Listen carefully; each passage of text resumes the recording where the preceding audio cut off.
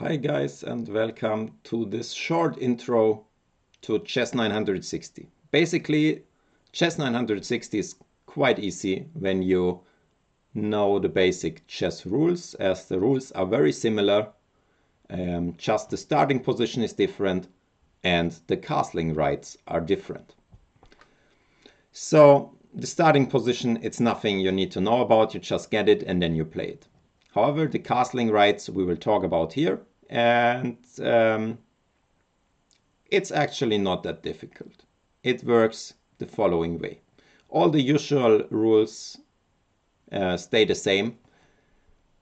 The king and the rook you want to castle with must not have moved before. The king mustn't be in check.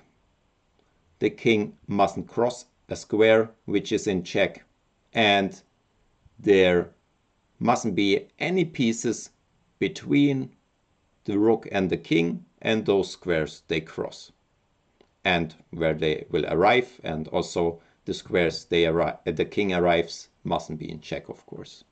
So that's basically it, and I will just show you how the castling looks like then. The final position will always look the same no matter where the king was starting.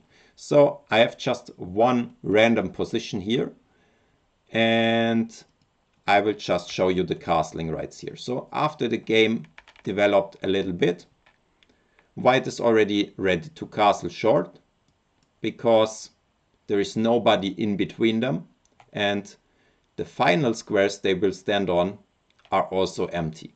So when you castle to the king side, the final position after castling is like in usual chess. The king is standing on g1, the rook is standing on f1 then. It's always like this.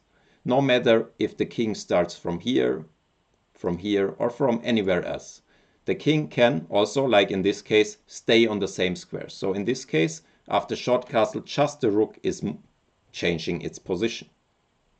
But remember, the final position after short castling is like in usual chess, having rook on f1, king on g1.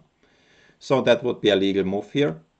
But we will just check another situation where we will also see the long castling. So just some moves to clear some squares. The white king has not moved yet and the rook has also not moved yet. And in this position it's also possible to castle queenside because all the squares between king and rook are empty. Okay, there are no squares. And also all the squares they need to cross are empty. There shouldn't be anything on e1, otherwise castling wouldn't be possible. All the squares are not under attack, so the king can move from g1 to c1, and very similar to short castling, the final position will look like the final position in normal chess when you do long castle. That's already it. If you have any questions, write in the comments below. I hope it helped you, and I hope to see you in the next video. Goodbye.